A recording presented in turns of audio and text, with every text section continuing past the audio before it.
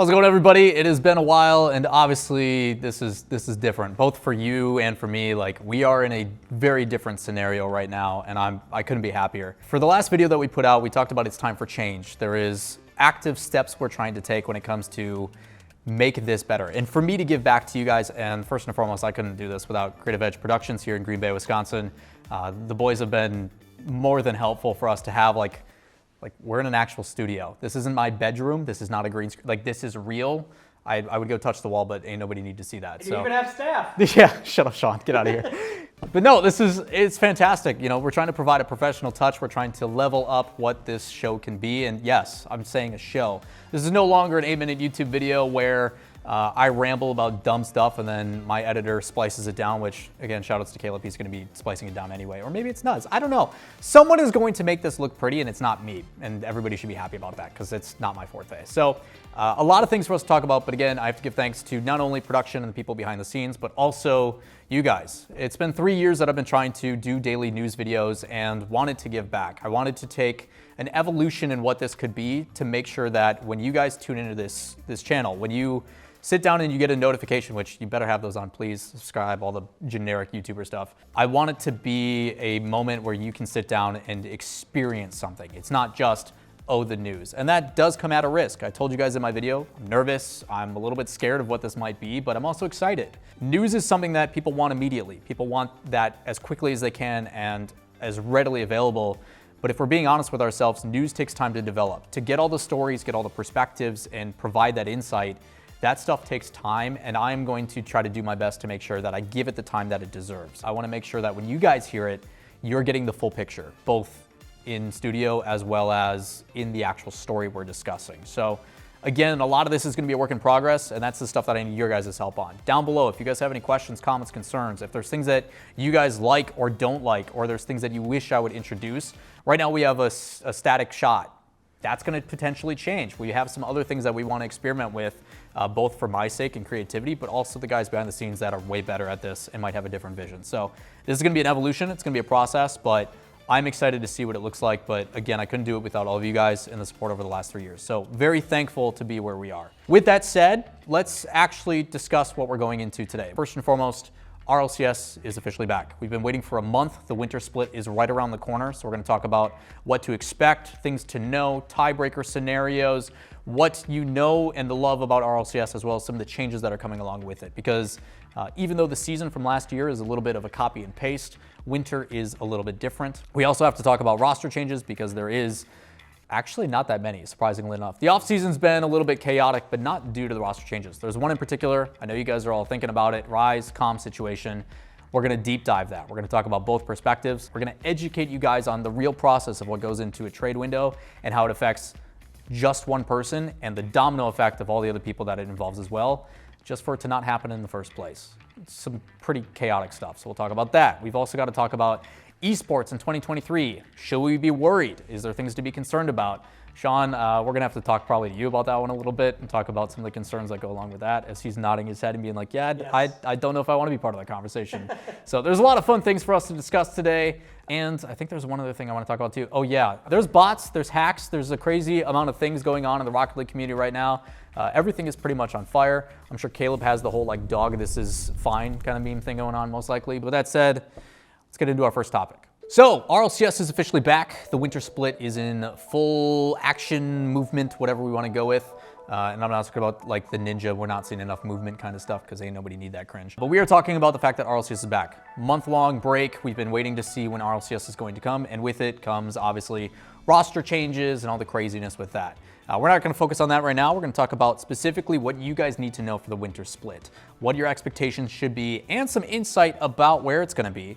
It all started actually at the Fall Major back in Amsterdam/Rotterdam. We got to see the fact that it is announced in San Diego and with a dream hack. And that is actually really important because it changes the viewing experience for those that have never been, and is why I kind of give like Lawler stamp of approval of why you should definitely go to San Diego for this next major if you can. Obviously expenses, all that kind of stuff, but San Diego is going to be really cool. We'll talk about that at the tail end. Winter, what to expect, what is happening. First and foremost, the format is changing just like it does every other split, and it is actually just an adjustment to last season. So they did round robin groups into a double elimination bracket, which is too many lives and too many chances for these players and too many regionals. It was just a lot of Rocket League. It was probably my most hated format. This new one is actually probably one of my favorites, believe it or not. What we're going to be doing instead is it is 4 groups of 4. So we have 16 teams, just like always in the main event, and they're going to be playing a round robin. So each team plays each team, and it is a weighted bracket. So your placement does matter. Every single match matters, just like it always has been in a circuit-based system. The way that it's going to work out is each team plays each team. If you are first in your group, you get a first round bye into the playoff bracket. You are first, second, third, and fourth seed, and you have a first round bye, which means you're guaranteed top 8, like playoffs always is in a single elimination bracket. But what's different now is more teams advance to the playoffs, and it kind of changes the way that we watch. What's going to then happen is on the same day, the very first day, you are going to see the teams that are not in the top 4, so 5th to 12th, they're going to play another match outside of their round robin groups, and that is an elimination match in a single elimination bracket. This should make a lot more sense because there's probably visuals on the screen. I'm like waving my hands. I don't even know if you guys can see it right now. Oops. So again, after the first day of regionals, you are going to see all teams but 8 get eliminated.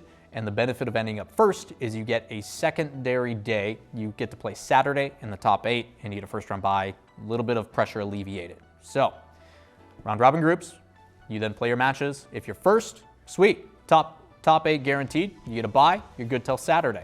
If you are second or third in your group, you then end up dropping down, still into the playoffs, and you get to play in that first match. Saturday is going to be then a single elimination, and the best part about all this is the broadcast length is not 600 hours.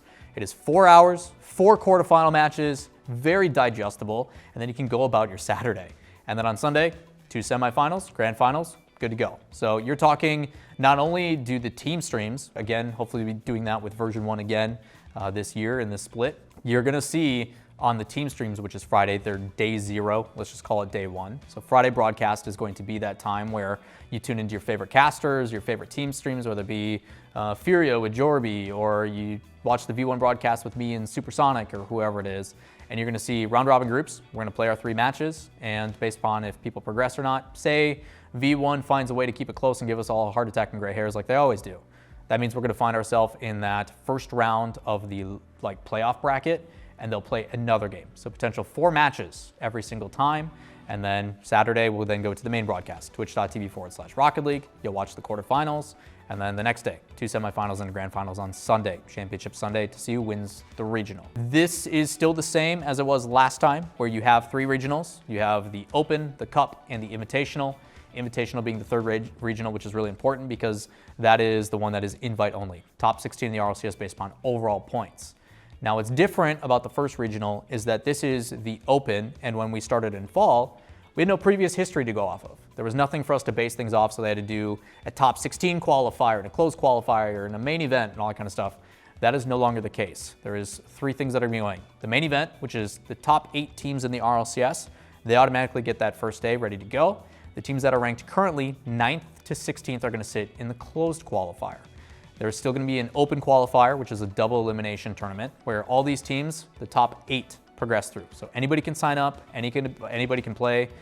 Europe will start on the 27th, so on Friday. It's a lot. I know there's a lot of formats. I'm a visual learner, so hopefully Caleb's doing his job, and if not, Caleb, we need to have a talk. Now, we've talked format and all that kind of stuff, but of course, there's always tiebreakers and scenarios, and they have updated the rules in the past, the way that they go about deciding how these groups work out. Now, specifically, I would be lying to say if I'm not 100% aware of the previous and the current and if it makes changes. I know a lot of people were upset when there was 2-1, 2-1, 2-1 ties in round robin. The difficulty of who promoted against who, we've already played this team and beat them. Why do we have to play another best of 5? That stuff I know is complicated. And the team over at the Rocket League Esports staff, like Murdy and all those, have definitely worked to try to make that better for this split. I do know that. I would have to look specifically at what those are. I just don't remember off the top of my head.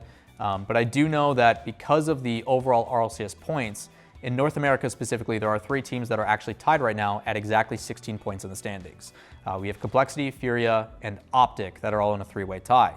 The difficulty is all these teams are tied for 7th right now. So who gets to go to the main event and get that first round bye? And who goes to the close qualifier that has to fight for their spot to make it into the top 16. One of the community managers and the person that is on behalf of running The NA scene in the RLCS has put out a statement, and it basically addresses the fact that these 3 teams, just like they did for like Williams Resolve and those teams in Europe last split, they will be playing a double elimination tiebreaker, and the seeds are weighted. I'm not exactly sure how they did the seeds because most of them are tied. I think 3 most recent events and stuff is how they do it. But Complexity and Furia are going to get a first round bye in this double elimination. So they will play each other in a best of 7. The winner of that gets into the main event. They are guaranteed a top 8 team.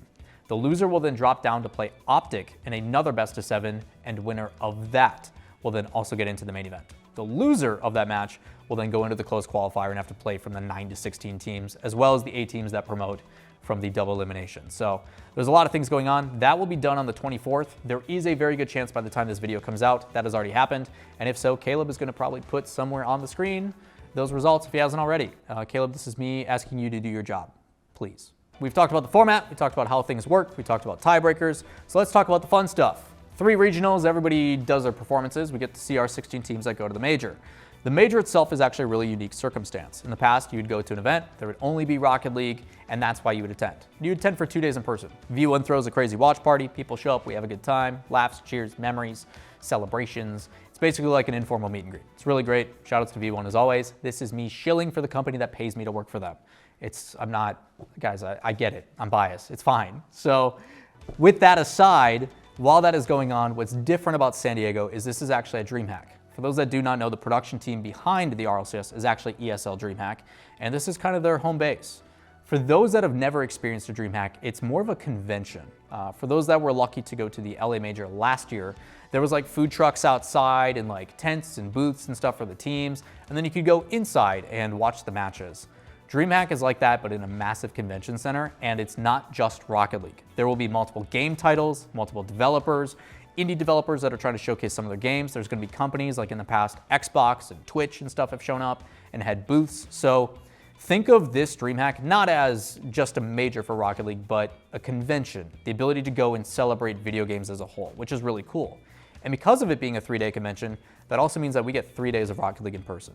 In the past, it was only 2. You would show up Saturday, Sunday, watch the playoffs, and that was it. And now this time, we actually get the ability to see not only more teams, because we're earlier on in the tournament, but you also get the ability to experience other things.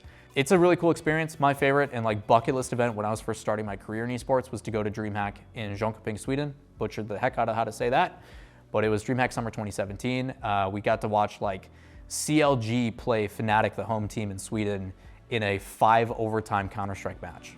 Me and Wavepunk took turns snoring and sleeping, being jet lagged. And like, there was just, it's one of those moments where like DreamHack is a really special thing if you've never been there. Simplistically, it is a massive LAN center. Like, people are gonna show up and stay the entire weekend with their own PCs. It's a bring your own PC center, and like, there's so many things to go on. So for those that are thinking about going or just unsure, just know you get more days of Rocket League to watch in person. There's also multiple other tournaments. There is experiences to be had there. And for those that are worried about potentially going alone or anything like that, it's an absolute blast. DreamHacks are really, really cool experiences, and the fact that Rocket League is going to do that in partnership just leads me to believe that hopefully in the future we can go to DreamHack Japan and have an excuse to go to Japan. Kind of about that. Would love that. Psyonix, please. Probably not going to happen, but wishful thinking. So. Can you bring me with? No. Probably not. Probably can't even bring myself. Let's be honest, Sean. This is kind of what we expected for regionals in the future as well. While they're doing it for majors, as we hopefully see the age get increased and we see our pros become older, and maybe they do an age restriction in the future with the grandfather clause. You guys have heard me talk about that numerous times in previous videos. Something that I discussed like 10 months ago.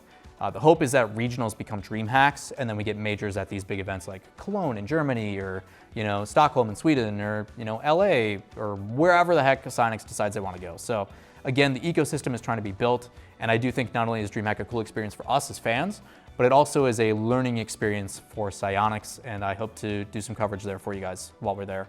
That's stuff you guys want to see. If there's any ideas like behind the scenes, or if I am at that DreamHack, stuff you would like to see, I'll try to continue to do vlogs and stuff. Let me know in the comments down below, and I'll try to do what coverage I can. Now, on to the meat and potatoes of the off season. roster changes. Insert Gibbs freaking out, losing his mind. Roster changes, credit to Shift where it is due, is kind of the biggest talking point of the offseason. It is something why I'm very appreciative of them, because it allows people to start theory crafting and thinking about the what if. It gets us invested. I have talked at length of why I really appreciate Shift in this scene. It is very, very good for us. But that doesn't mean I can't be critical of them, and shame on them for some of the things that happened. Again, we always try to strive to be better, and this is something that I also had to deal with, and it is something that in the future, again, I hope we all get better about. It's also why I am changing the format of the show so I can provide all the details. Now, with that said, some things to consider. This offseason was actually pretty quiet. A lot of it for the roster changes were pretty minimal, but there is that domino effect that comes into play when you start seeing these things happen. And we're going to try to peel back that curtain and talk about the if, ands, and buts. We're going to try to talk about the specifics of what go into just one in particular that was pretty much the domino effect for this entire offseason. There is, and I'm going to be candid with you guys, a lot of changes we're just not going to talk about, and that's not because they're not important. It's just a matter of I'd rather talk about the storylines and emphasize those things in future recaps rather than discussing them now when we can be discussing and focusing on other things. Also, if you guys hear that bell behind us, again, this is a live set. Things are happening. It's fine. We roll with it. So the big one we're going to be talking about actually originated with Furia. The first one that was on everybody's radar was there was murmurs and whispers of Justin leaving NRG and going to Furia. And everybody's like, does he even speak Portuguese? Is that even a thing? Is that even possible? And that kind of just went away very quickly because the conversations about Lost from the club ended up becoming more prevalent. And that's kind of been the overarching storyline, I would say, with South America's #1 team coming to the United States. Again, similar results, I would say, to Complexity. They're literally tied right now, so that makes sense. But the focus is, again, while we are competitive, yes, we had a top four performance at Worlds. We want to be a team that competes and performs well. So the guys do have an HQ in Miami. That's where they're going to be competing from. But Lost is one of those players that I'm actually a huge fan of. Anybody who has stopped by my watch parties and streams, twitch.tv/Lawler, go hang out with us, please. Please, I need my viewership to go up. I'm losing it here, guys.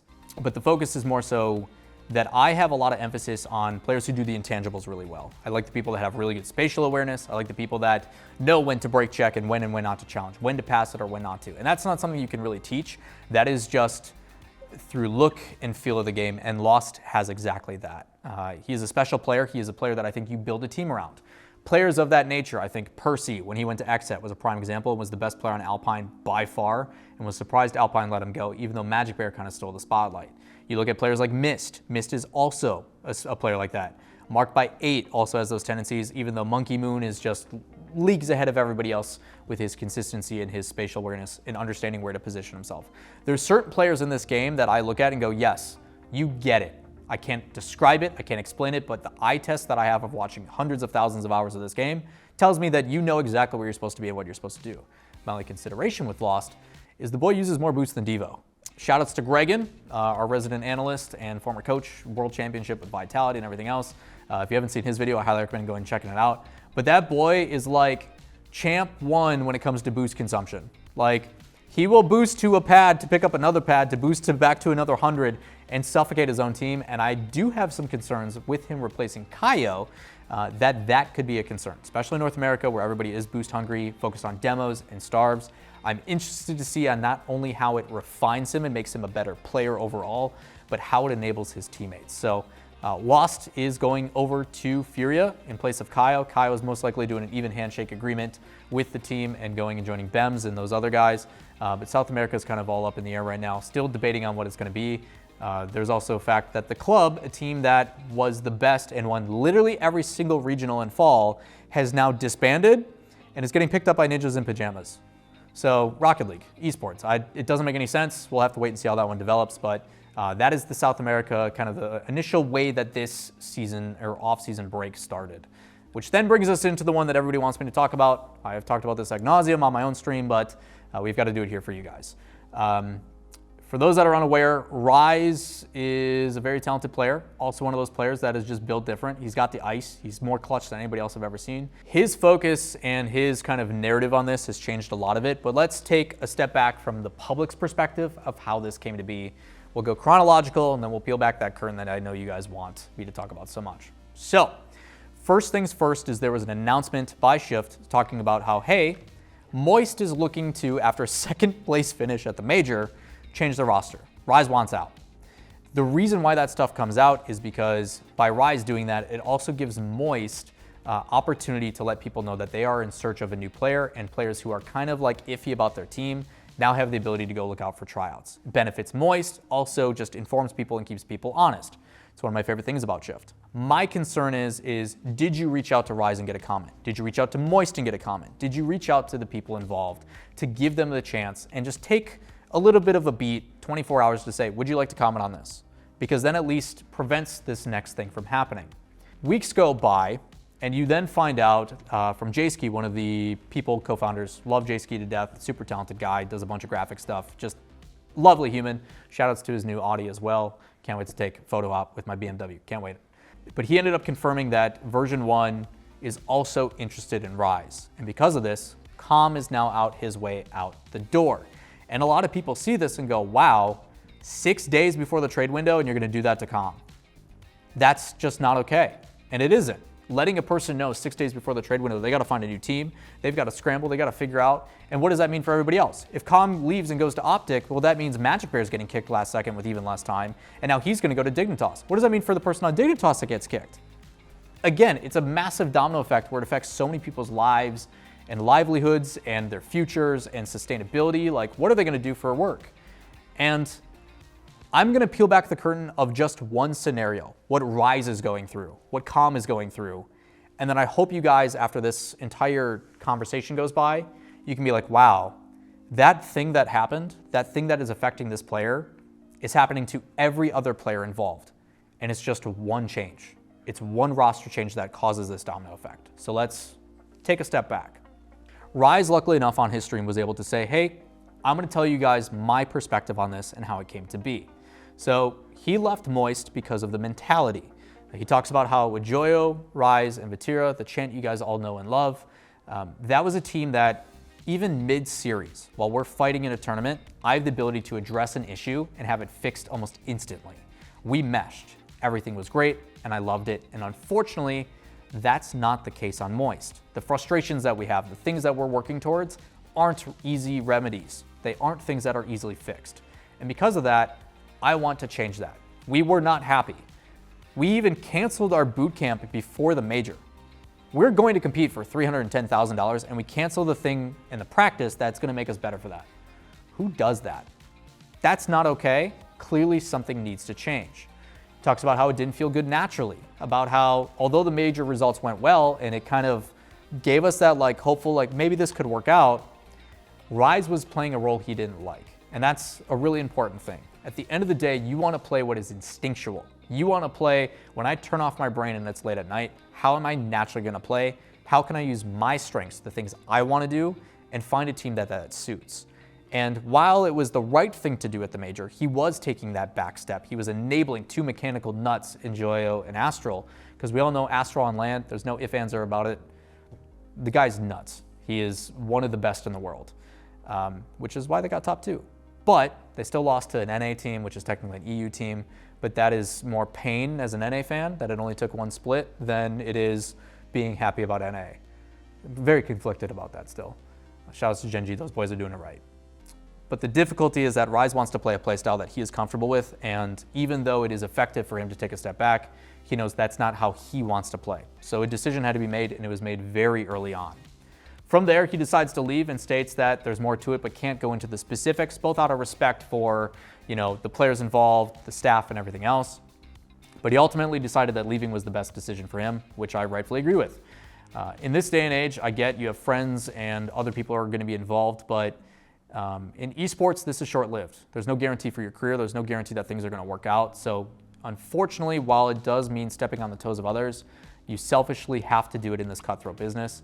And for Rise to realize this and understand this at 18, I'm actually quite proud of him. Even though the domino effect sucks for everybody involved, I'm proud that a young kid has the wherewithal to be like, you know what?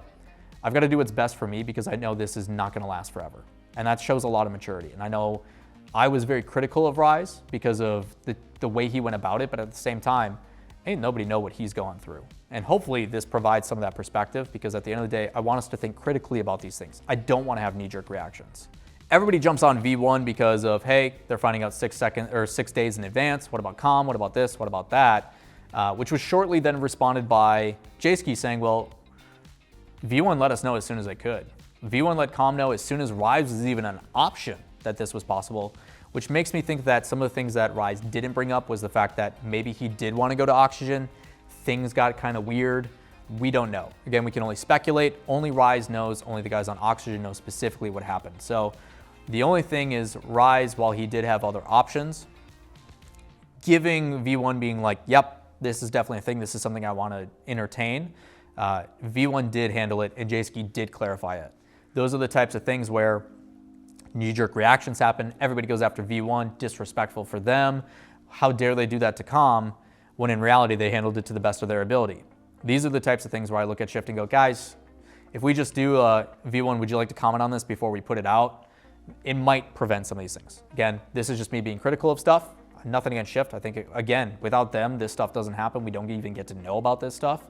But it is important to make sure that moving forward, it's not just about the clicks, the views, the impressions. It's also why this TV show is going to take weeks to edit and come out. And all this news you guys probably already know about. But hopefully you have the full story and you appreciate it. And if you do, hit subscribe, because this stuff's expensive and I need to pay my bills. Now, Rise talks about how he never intended for this drama to happen, and rightfully so. Feels terrible for V1 and apologizes them, talks to all the other people involved like Oli, which we'll get to, handles it as professionally as he can. So a lot of respect to Rise in the way that this was handled. Beast Mode did initially mention to him that he was interested. He would like to play. And for those that don't know, basically right off the rip, Rise is like, oh, that's pretty enticing. For those that don't know, Beast Mode and Rise have a pretty good friendship outside of Rocket League. They do play a ton of Rust together, and have a pretty good camaraderie based upon like just rapport that they have outside of the game. And at the end of the day, chemistry, organic or otherwise, is very important. Mental, people that you get along with in these grueling 10.5-month long seasons, very important for keeping your mental in a good place. So yeah, wants to play with his friend. Also helps that Beast Mode is absolutely cracked. It's in his name. He's a beast. So those types of things kind of trigger some, I guess, interest, I would say, from Rise. And as these things start, he mentions that I had offers from Furia, a bunch of other NA teams. Like, people are trying to make moves. And it really talks about and provides insight on the fact that, yes, there's a bunch of moving parts. Not all these things are going to become finalized. And it was the first thing that I said to my fan base, while this is a possibility, why it is very real that Rise could go to version 1, understand that things happen. Visas could not work out in time. There's other circumstances that may not allow this to happen. I'm not saying it's not trying to put any doubt in people's mind, but just be aware, sometimes this stuff just doesn't work out. And it has happened numerous times, and that's why some people look at Shift and go, hey, it's not credible. It's not Shift's fault. Sometimes buyout clauses are too much. Sometimes the orgs who are trying to look out for their best interests go, yeah, I want you to spend way more money than what we initially said because we know he's valuable and we know you have to pay it because there's 5 days left. Also, there's no watch. I don't know why I did that. A bunch of teams are interested. Ultimately came down to 2, Oxygen and version 1. One of those 2 teams is going to be the play. And at first, he didn't really tell anybody the decision and kind of swayed towards version 1 and made it known to Oxygen because of the deal with Moist. It seems like Moist and Oxygen wanted to do like firm handshakes or like a one-for-one kind of trade. Again, we don't know the specifics. A lot of things Rise is saying, he just chooses not to share, and rightfully so, because it, again, is not his place to say. He wants to keep it professional, again, which I respect. He does allude to a lot of different things about how V1 had like this deal that was in the works, and there's a bunch of other moving parts. He said, and I quote, if this deal went through, it was goated, which leads me to believe that Rise wasn't the only one that V1 was looking after. Again, did they inform COM or Torment or whoever it is early enough? We don't know. Do you risk informing this player and putting their mental in a rough state, even though these things aren't going to happen? There's a lot of factors that go into this, and that the only ones that understand how to do that or how to approach it are going to be the players, the coaches involved, the staff. It's a lot of factors. If you're a coach and a manager and say, hey, we're thinking about changing something on the roster, do you tell that player with the risk of it not going through and destroying their mental if we stay together? Or do you give them that opportunity and then take the risk of them choosing to leave and now you're SOL? It's the business, it's the way it goes. There is no right answer. I have my own opinion on it, but to me that's irrelevant. It doesn't matter what I would do because I'm not in their shoes, I'm not in their scenario. So V1 is tampering with the situation. I'm going to put it out there. Daniel and Beast Mode play twos a lot. I feel like they want to make it happen. Whether Daniel goes to V1 or Beast Mode goes to Space Station, only time will tell. But I feel like it's an inevitability that'll either happen in spring or next year. Don't know, but like those two are two peas in a pod. It's going to happen. We want it to happen. Bates, your take on super teams is the worst thing I've ever heard. I love you to death, Bates. It's great conversation, but what are you thinking? Like, that whole conversation just hurts my brain. Very rarely do I say everything Bates is just wrong on that one, but the super team conversation, Beast Mode and Daniel are going to team together at some point, and there's still no guarantee they're going to win because it's Rocket League and that's not how it works. With that said, that trade is potentially going on. Rise says he wants to be a priority. V1 comes back the next day and goes, you're a priority, we want you, which then starts this process. Let's start looking at visas. Let's start providing housing. You're an 18-year-old kid. You got to move to the United States to play here and be a resident here. How can we make that work? So they start pressing forward, even though he hasn't completely and entirely made a decision yet. He says, and this is the part where he talks about in hindsight, I wish I would have done tryouts with these teams. So at least then I know results-wise, we could be in a good place. We at least know our potential with physical results, not just speculative kind of thoughts of like, oh yeah, if I play with Beast Mode, we're going to be cracked, which I think would be true as well. So eventually he informs V1 they're leaning towards him, wants to take Christmas to think about it before committing 100%, which of course his mind is racing the entire time during Christmas. The boy's not relaxing. It's a very stressful time. Ultimately decides to push forward after Christmas with version 1 and get things going, which now talks about the praise of how V1 was about handling this, the next steps, the communication, and begins the process of securing a visa. Fill out this form, do these things. We got to find a place for you to live in Canada. And this is the peeling back the curtain of what goes into it. So if you look at it in a very simplistic way, Rise, player from Europe, wants to move to North America to play with version 1. How does this happen? First and foremost, he has to secure a visa. Not just a temporary visa, but a work visa. To be in the United States, he has to have a work visa that states, I'm employed by a North American company. I'm allowed to be here so I can go and compete at places like DreamHack and just live here. It's something that he has to secure. He has to live in Canada, and the reason why is in order to get his work visa sorted. The Toronto embassy would take 80 days to figure out an appointment. It's too late. He's not going to be able to compete in time if he does that. So he'd be playing in regionals from there instead of Minnesota at the version 1 HQ where V1 would like to support him. They want to give him life, sustainability. They want to give him his own apartment, which they'll pay for. They want to give him like free meals for lunch every day. Like V1 staff goes hard. I've firsthand experienced it, obviously. I've also seen Fireburner and Calm and Torment and those guys take advantage of it. Chrissy, one of their content creators, V1 go hard. They really take care of their people. Like, you're telling me as a player, I live in a luxury apartment that I don't have to pay for. I'm still getting my salary on top of it, and they're offering me free meals daily. Sounds like a pretty nice setup over there. The only downfall is because of that work visa and needing it secured if they qualify for San Diego in the winter major we just talked about. He's going to have to go back to Europe where the turnaround time, I think he's in Lisbon, I think is what he said, in Portugal, where the appointment is only a 30 turnaround time. So there is a chance that for Regional 3, he actually has to play in Europe, and that has been approved by Psyonix. They say if it's for visa issues, we'll let you do it. So now there is the chance that Rise is playing on 100 plus ping for a chance to qualify for a major. It's kind of scary. It's no guarantee. I don't want to put all this pressure on Regional 1 and 2 results and then play on 100 ping for a chance to qualify for the major when I know I can go to a team in Europe that I have a chance to be successful with. This then continues to become more and more of an issue because through contract negotiations with his agent and the buyouts and all the other factors that come into play, it's a pretty long process to which he then provides insight and lets us know that the kind of initial contract, the feeler contract, the first draft, he doesn't get until the day before the trade window closes. A lot of factors, doesn't know if that's because of his agent, doesn't know if that's because of V1, but having 24 hours to make a decision as an 18-year-old kid to move across the country, let alone the world, to play for a game for a chance, it's pretty scary.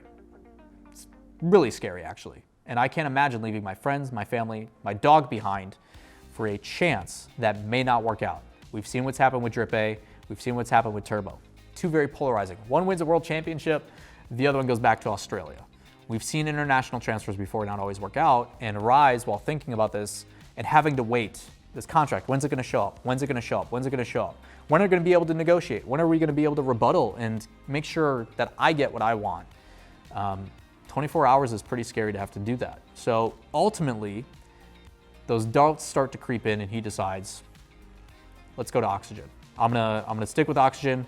Why am I taking this massive risk when I know I still have a ton of value and a backing where people want me? I know I'm good, I know I can find a team, and there's one here that wants me. So why am I moving away from friends, family, and all this stuff when I can still be with Oxygen? My curiosity goes, what happened initially with those Oxygen negotiations? What made you even turn head and think about V1 as a consideration? And at the same time, do you really believe that much in beast mode? I don't know. I'm excited to find out what ends up happening in the future, but again, all this said and done, take a step back, one player, one decision, and it still affects Calm, it affects Magic Bear, it affects Drees or Delta or whoever he was going to replace on Dignitas. That domino effect is happening, and it's one roster change.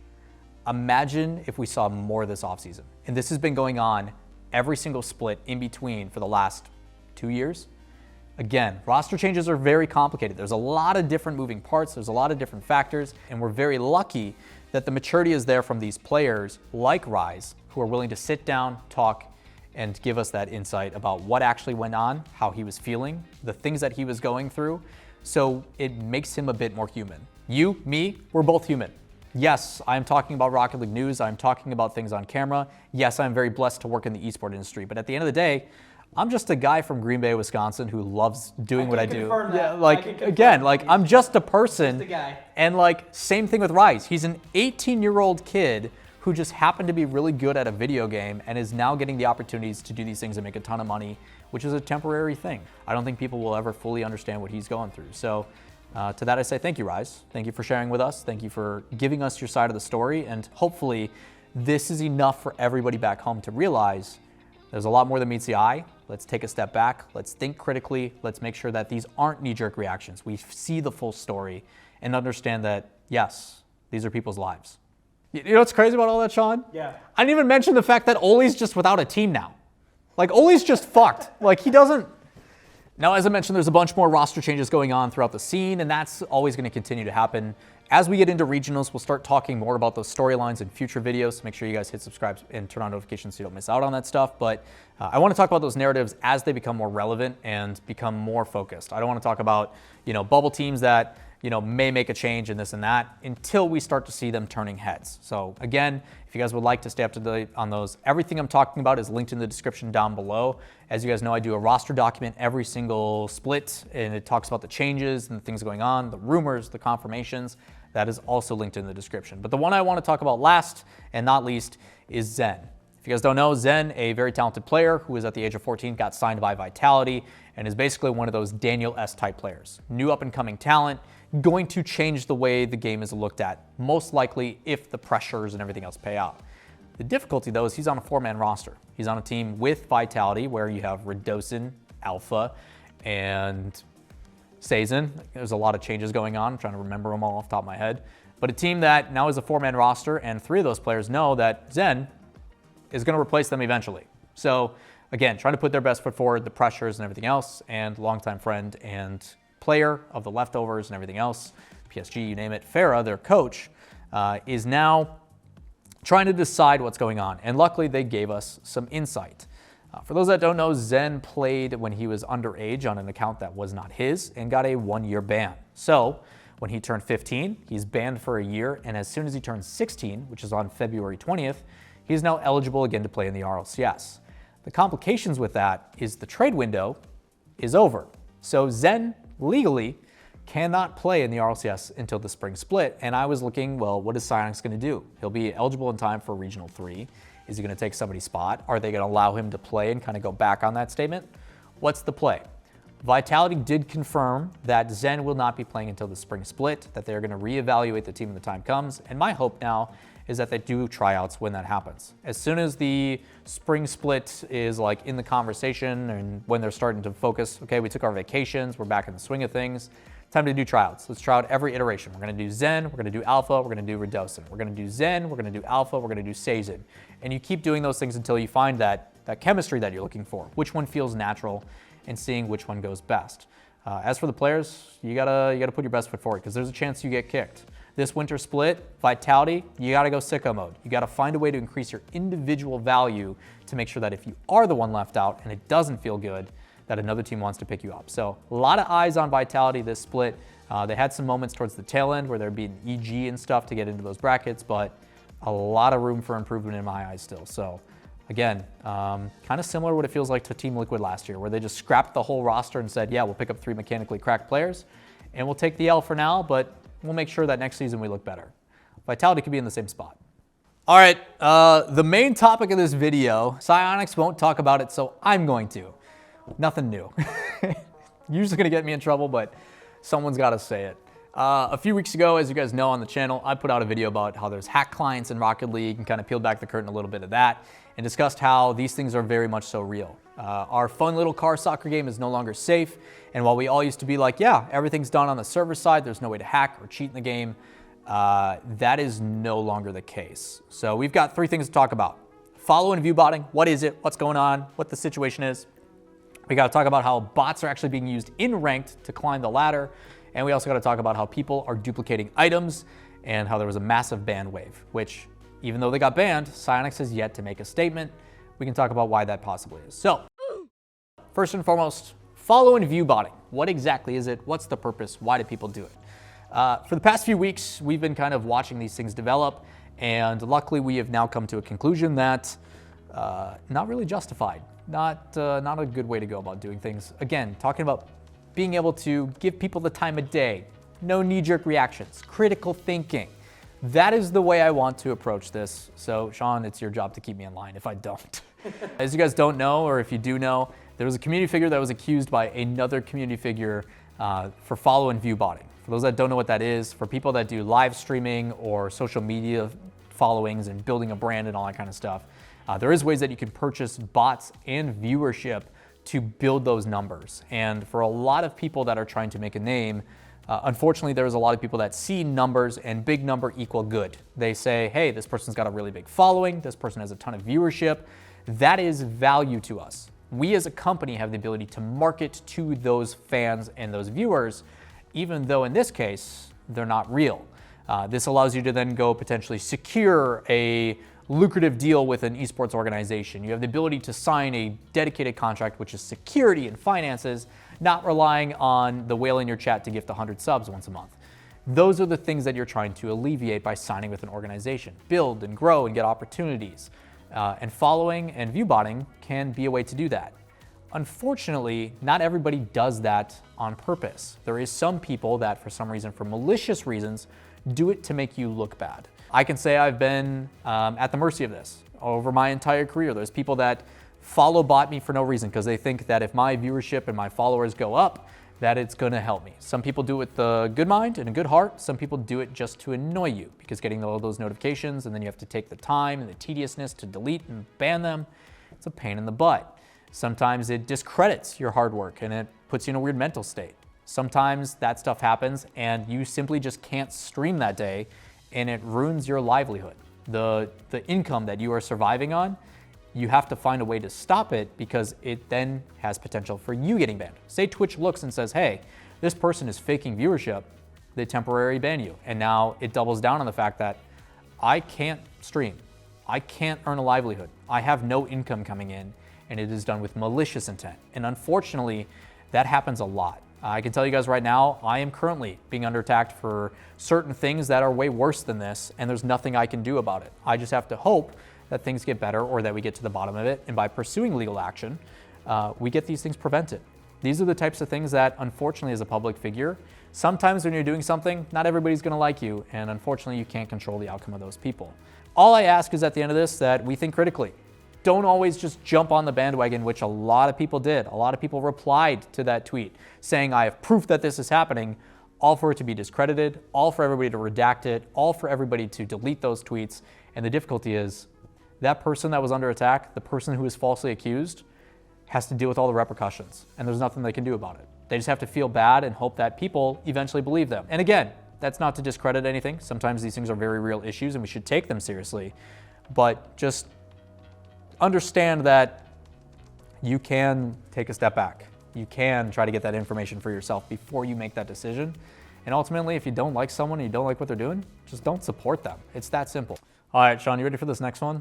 These next two are spicy, man. Oh, God. Yeah, AI stuff. Yay. Yeah, this one's pretty crazy. For those that don't know, I talked about it at the beginning of this topic about how there is no longer a way to ignore it, about how, yes, people are cheating and hacking in Rocket League.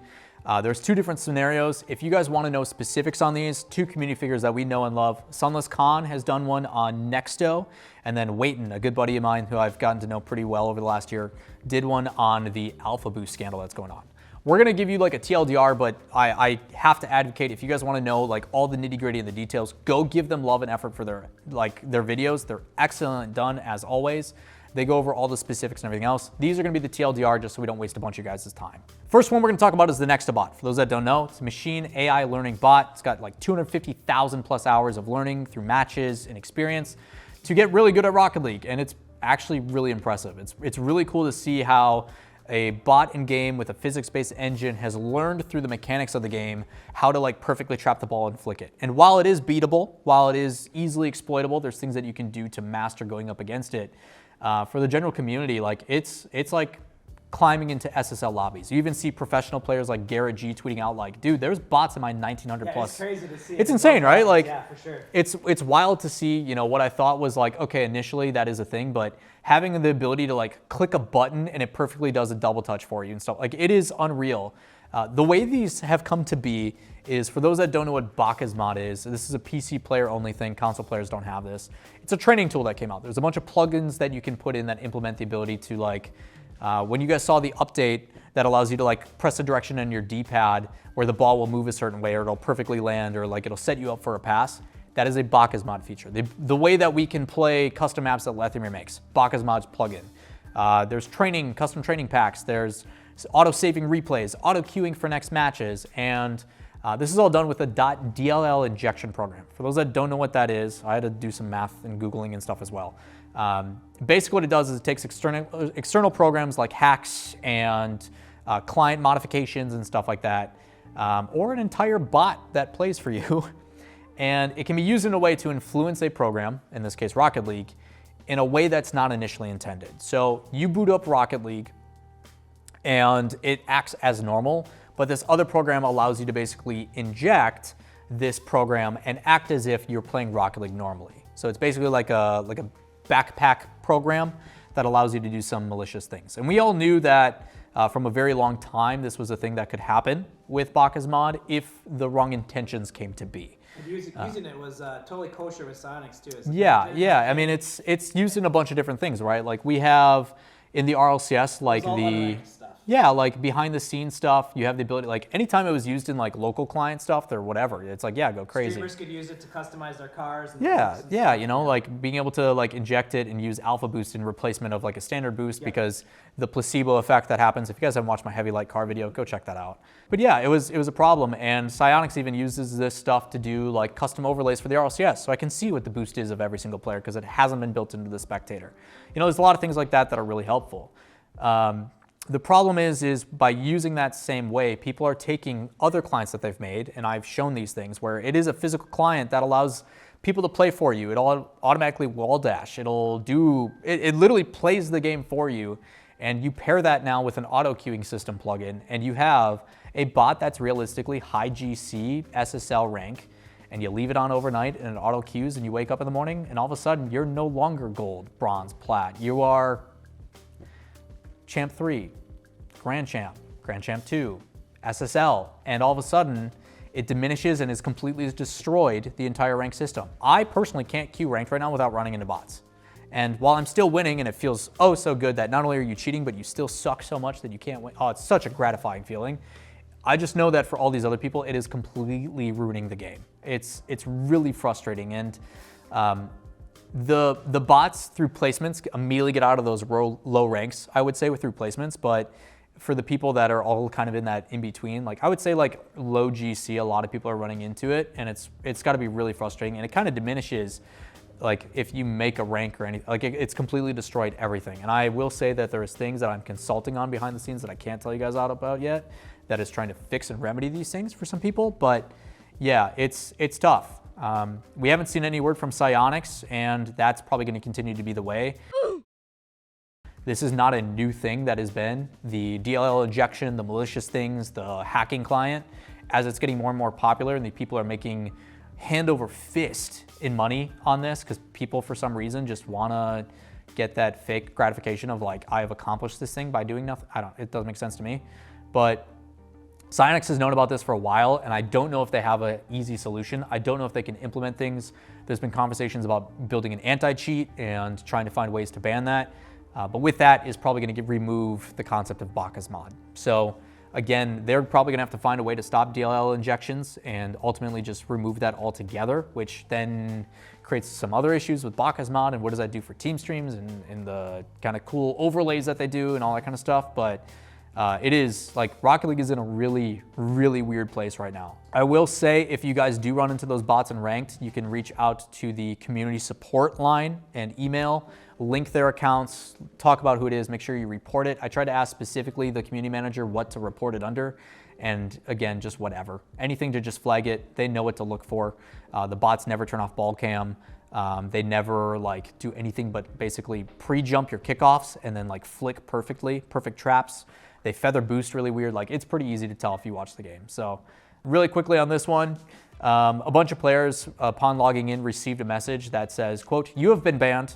This ban is permanent." No details, nothing else. Usually they tell you like why, but this is just straight up, you've been banned permanently. Majority of the players that are banned are people from the amateur and bubble scene, people that are trying to get into the Rocket League scene as professionals, and they're just kind of on that cusp. Teams that are ranked anywhere from like 16 to like top 48, I would say, is a pretty good range. These players know that Alpha Boost is the best thing ever. It makes you faster and this and that, which is all placebo, as we have proven. But people want it, and there is someone out there that is taking an original Alpha Boost. They're then trading it to another account, and then the original account that had that Alpha Boost is going to Psyonix support ticket and being like, hey, someone scammed me, I don't have Alpha Boost. To which Psyonix goes, okay, let's give you a trade-locked Alpha Boost. Even though you can't give it to anybody, it's still on your account, you can still use it. So then the person will take that original account with the trade lock Alpha Boost and sell it at a discounted rate. Say like $1,000, I think is what Waiton says. Normally Alpha Boost is like $5 to $8 grand depending on the market. So like they duplicate the item essentially because the new account still has Alpha Boost and the old account has a trade locked one that they sell for a discounted rate. They sell that account, they keep it, duplicate, and they just keep doing that. Apparently a lot of these alpha or all these like amateur and like bubble scene players have all indirectly been purchasing these accounts that have a trade locked Alpha Boost, which all stem back to that original real Alpha Boost. So Psyonix has the ability to see all that. They can track, okay, where did these all originate from? Where are all these trade locked Alpha Boosts coming from? And banned a bunch of these all these content creators, all these pros, these amateur players, and they're all gone now. Like it's just done. So they all woke up to that and go, what the heck? This again started being implemented more, and they realized like if I unlink my Epic Games account to that and like remove the Alpha Boost, then I'm good. And then it just doubled down and they got banned again anyway. So again, there's a lot of things like that that are crazy about it. Psyonix hasn't issued a statement even though they have put out those bans. Bruh, look at this dude.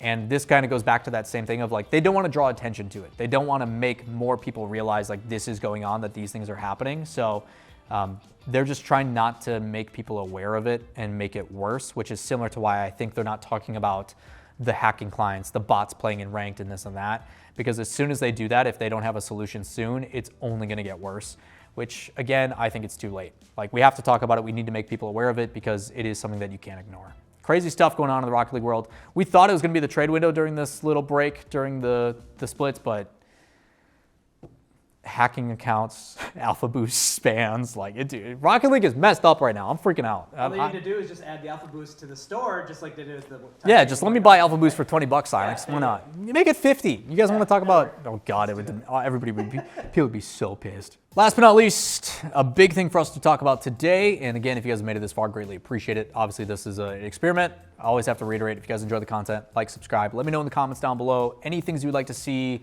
any of that type of stuff. Like, I'm really excited to see what this evolution is going to be, and with the guys behind the scenes too, kind of their creative edge. With that all set in mind, despite us trying to do these cool and innovative things, there's also the concern about what's to come in 2023.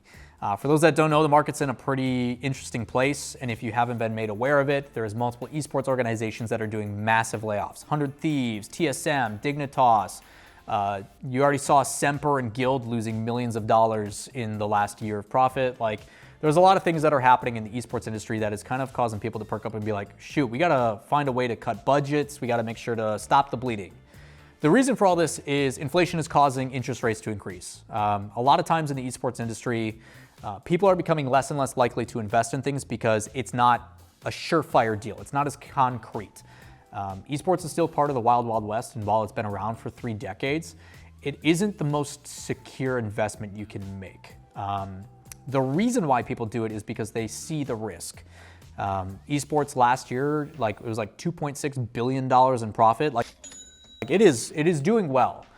Which gives me hope for the future. I think that esports is going to be fine, but we are going to have to go through the refinement process of how to do this more effectively, more efficiently, which I thought was what COVID was going to be, but I guess not. So the going rates right now for contractors are going down. I can tell you, like, how much I get compensated to do a gig and stuff. There is conversations of those being reduced, which is really unfortunate, even though my worth and what I'm doing hasn't changed. It's just the industry has to do that in order to put on the shows and be within budget and all that kind of stuff. So things just aren't as lucrative as they used to be. For a while, esports has always relied on like venture capitalists and people that have these big investments that want to get involved early, who are trying to get a ROI, or a return on their investment. By investing in this product early, as we help it grow in the early scenes, long term, it's going to benefit us getting in for a cheap thing. You can even think about this as an organization that picks up a team that's kind of like a diamond in the rough. I invest in this team while they are not a top 8 team in the RLCS, and I get them for a much cheaper salary. All of a sudden they make another top 8, they start having success, we have this exposure, and now I got in at the early ground, and I can either A, continue to, when negotiations come about, pay them more for the exposure that they're providing us on the main broadcast and the marketing expenses that come with it. I can sell that marketing spot for a sponsorship that wants to put their name on the jersey and the other kind of cool endemic things you can do. But at the same time, I also have the ability to just sell that team. Maybe another team wants that spot, and I can say, hey, they got a pretty expensive buyout. These guys are really good. I'm not going to let them go for free. And then you get a return on investment there. So companies are doing the same thing in esports. I want to get and be associated to you in hopes that long-term it's going to pay off. The difficulty, though, is those things and those investments and that initial funding is nowhere near what it used to be. The best example I can give is some of the scams and the crypto stuff that's going on that isn't as volatile. FTX paid TSM $220 million to have naming rights. They were no longer TSM, they were TSM FTX or whatever the heck, or FTX TSM, I forget which one went first. But like, you're talking $220 million over 10 years for a crypto that was a scam the whole time.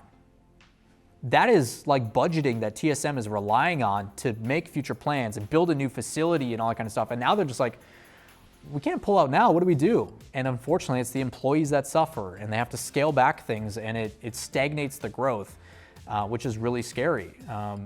Shout outs to you, FTX, you guys suck. But like, it's tough because there's a lot of those things, and you want to look towards like people that have good business plans and talking about that in sustainability. Like, is esports going to survive is kind of like that topic. And I don't think esports is going anywhere. I think, again, the entertainment industry has survived much worse things, whether it be economy stuff or otherwise. Like, esports is going to be fine, but like, I guess we can kind of break the fourth wall here. Sean, for you guys, obviously, you guys we're at like a VR lounge. We've also got an esports staffing area where people can come and do like a LAN center and compete in leagues. Yeah. Obviously, you guys are a production company. Like, this stuff affects you guys just as much as everybody else, yeah? Yeah, we just met and we're going over 2023 is not going to get much better. Right. The Fed is raising the interest rates. The only way you can bring inflation down is to hurt the economy. Yep. And it's also entertainment. That's one of the first budgets that goes out the window. It is crazy because there's also that balance of it as well for everybody watching. Like, even though when economy is down and you're like, you know what, I don't have the funds to go see a movie or this and that, it is also the thing that we rely on to get us out of that funk. It's this weird balance that I've noticed, especially throughout COVID and stuff, where it's like, while people are fearful because they don't have as much finances and stuff coming in, they also want that escape from reality. That's why we saw the massive boom in YouTube. One, because we couldn't go outside and we couldn't do anything, but also I need something to entertain me, and that's why viewership and everything was up, and people made so much money as content creators. It's crazy seeing how that stuff is gonna evolve, and like, how does this relate to Rocket League? It's like, you know, you've got Psyonix about how they're trying to now do majors and in-person events and all that kind of stuff. Like, again, trying to secure sponsors so they don't have to foot the bill themselves the entire time. I will say, like, I don't think Psyonix is worried about money. They've got Daddy Epic that has royalties on like every single basically game that's been made lately with Unreal Engine. So like, bankroll is coming in, they're okay, but like, it's still things that they have to be cautious about. What happens if Epic decides to be like, hey, the budget for your esports thing isn't seeing the return on investment we want it to? Maybe we got to reduce some things. And it's like, you know, you're trying to build and expand upon what you have, and these are things that you have to take into consideration. So again, I think we'll be okay. I think it's tough, but I do think it's an interesting topic and kind of how I wanted to end this video. So again, things to think about for the future. This has been a really cool experience. Again, massive thank you to Creative Edge Productions and everything that they've allowed me to do here. The fact that we have an actual set and a real camera that's shot in 4K and stuff, depending on what Caleb wants to do with his rendering. So yeah, it's crazy to see that this is kind of the first one. Even like self-reflecting for myself, if I was to tell myself years ago when I first started my YouTube channel, hey, you're gonna be in an actual studio with a real camera and production and people behind and like start to build this, first and foremost, the whole time I'd be like, okay, I can't talk, you know, and we'd have to do like 1,000 takes with a teleprompter and stuff. But yeah, just being able to find comfort as myself as like a broadcast talent and as like a content creator, but also try to level things up. I told you guys at home, I want this to be like my gift back to you. I want this to be like, sorry YouTube and ad revenue, but like, fuck, I wanna, like, I got a notification, like, holy, I wanna tune into this video and be like, what is going on? What is this news video that's happening? And I honestly have no idea where this is gonna go. And I think that excites me.